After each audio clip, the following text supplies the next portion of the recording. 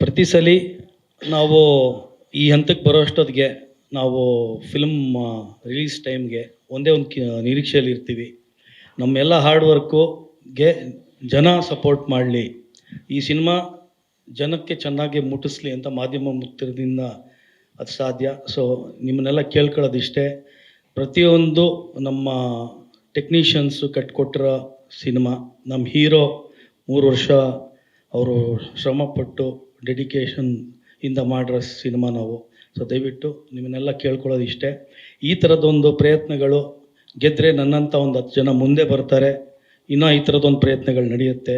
So ನಿಮ್ಮನ್ನೆಲ್ಲರನ್ನೂ ನಾನು ಈ ವೇದಿಕೆ ಮೂಲಕ ಕೇಳ್ಕೊತೀನಿ, ಖಂಡಿತ ನೀವೆಲ್ಲ ಸಪೋರ್ಟ್ ಮಾಡಿ.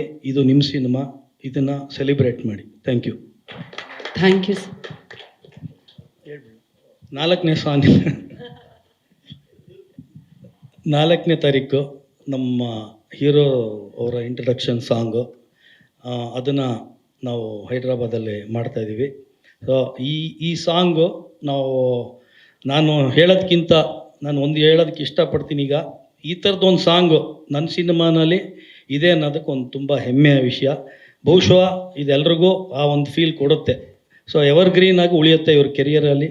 So I am proud that it will be my film which will remain.